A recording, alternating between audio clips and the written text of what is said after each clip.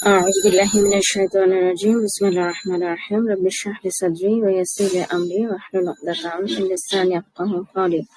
আপুরা আমরা কথা বলছি হচ্ছে সুলাইমান আলাইহিস সালামের সাথে সাবার রানীর এই ঘটনাটা নিয়ে, এবং আমরা যে পয়েন্টটা নিয়ে গত পর্বে কথা বলছিলাম সেটা হচ্ছে যে যখন কেউ আমাদেরকে কোনো কিছু বলে, কোনো একটা ইনফরমেশন দেয়, তখন সেটা ভেরিফাই করার ইম্পর্টেন্স নিয়ে।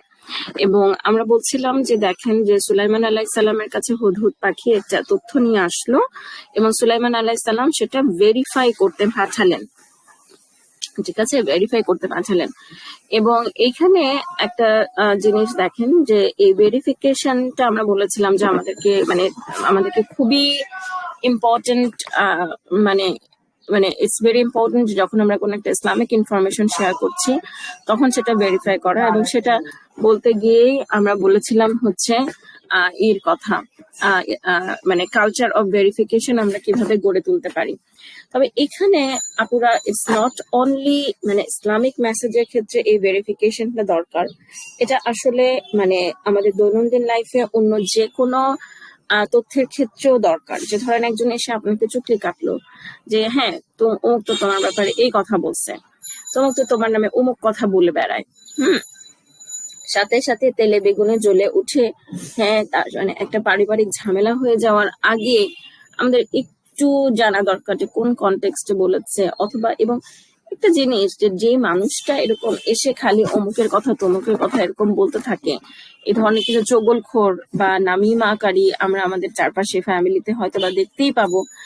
মানে we should be extra aware যখন তারা আমাদেরকে কোনো ইনফরমেশন দিচ্ছে। আচ্ছা গেল।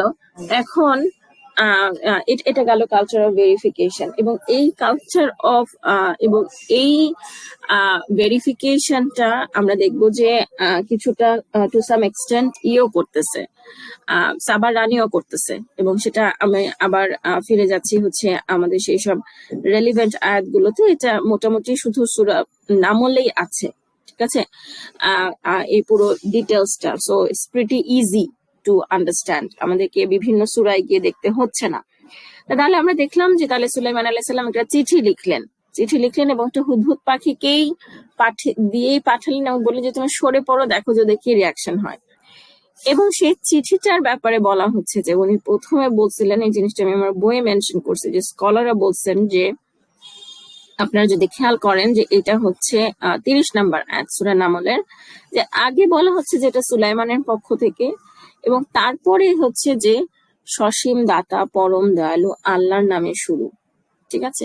এখন এখানে স্কলাররা বলতেছেন যে যেহেতু তারা সূর্যের পূজা করতো, সেহেতু অন্য কোনো উপাস্যের নাম ওরা যদি প্রথমেই দেখতো তাহলে ওরা তাহলে ওরা হয়তো ছিঁড়ে ফেলতো, অথবা ওরা আর ফার্দার এই চিঠিটার কোনো গুরুত্ব দিত না, অথবা দেখা যেত যে আল্লাহ মাফ করুক আল্লাহকে একটা গালাগালি করে ফেলছে।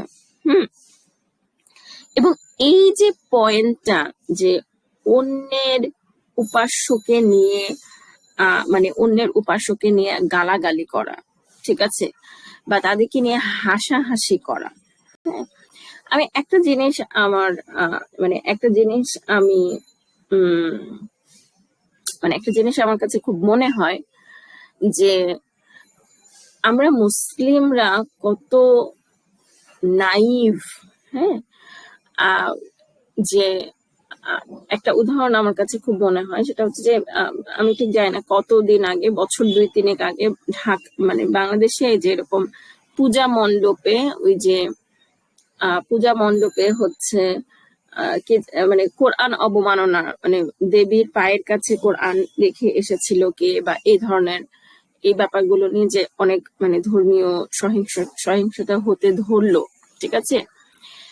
এবং of course it's a political move, it's a political thing. তখন হচ্ছে যাচ্ছে, ঠিক আছে, এখন থেকে মন্দিরে সিসিটিভি ক্যামেরা রাখা হবে যেন বোঝা যায় যে কে এই কাজটা করতেছে। তো তখন মানুষজন গ্রুপ অফ পিপল, যেটা আমার হোম পেজে আসছে, তারা হাসাহাসি করতেছে এবং তারা ইব্রাহিম আলাইহিস সালামের ওই আয়াতটাকে কোট করে, যে ইব্রাহিম আলাইহিস সালাম সব ছোট মূর্তিগুলোকে ধ্বংস করছিলেন, এবং ধ্বংস করে তারপরে হচ্ছে বড় মূর্তিটার কাঁধে বড় মূর্তিটার কাঁধে হচ্ছে করে দিছিলেন, উম আর মানে কুড়ালটা ঝুলাই দিছিলেন। এরা যখন এসে জিজ্ঞেস করছে যে কে কাজ করছে, তখন বলছে যে বড়টা করছে। হ্যাঁ, তখন ওরা চুপ করেছিল, যে কারণ তো জানে যে ওরা আসলে কথা বলতে পারে না। সেই আয়াতটাকে I saw a group of people তারা নিয়ে এসে যে তারা তাদের মূর্তিদেরকে জিজ্ঞেস করে না কেন যে কে এসে কোরআন রেখে গেছে ওদের পায়ের কাছে। এই যে এগুলা নিয়ে হাসাহাসি করা, ফান করা। এরপরে আবার কিছু মানুষ লিখতেছিল যে মূর্তি ভাঙা হচ্ছে নবীর সুন্নাহ। হ্যাঁ, ইব্রাহিম আলাইসাল্লাম এই কাজ করছিলেন। তো আমি তখন চিন্তা করতেছিলাম যে এত নাইভ, তাহলে এখন ধরেন আল্লাহ মাফ করুক, কেউ একটা মসজিদে কেউ একটা মূর্তি রেখে গেল, তখন আমাদের কি উপায় আছে যে আমরা আল্লাহকে জিজ্ঞেস করব? আল্লাহ আমাদের সাথে কথা বলবেন যে আমি আল্লাহকে জিজ্ঞেস করবো আল্লাহ মসজিদে কে মূর্তি রেখে গেছে, এবং তারপর আল্লাহ আমাদেরকে অ্যান্সার দিবেন? মানে মানে আমাদেরকে বুঝতে হবে যে ইব্রাহিম আলাইসালাম এই জিনিসটা একটা কনটেক্সটে যখন উনি 1-to-1 দাওয়া দিচ্ছেন কনভারসেশনের, তখন উনি এই কথা এইভাবে বলতেছেন। কারণ উনি ওদেরকে দেখাচ্ছেন যে দেখো তোমার মূর্তিটা কথা বলতে পারে না, তোমার মূর্তিটা নিজেকে বাঁচাইতে পারে না, ঠিক আছে? এবং it's part of a continuous দাওয়া।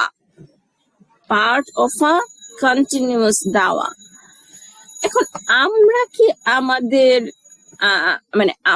আমাদের মুসলিম, আমাদের হিন্দু ফ্রেন্ডসদেরকে বা আমাদেরকে যারা হিন্দু নেইবার আছে, আমরা কি তাদেরকে দাওয়া দিচ্ছি কিনা? হ্যাঁ, আমরা তো তাদেরকে দাওয়া দিচ্ছি না। How can you start with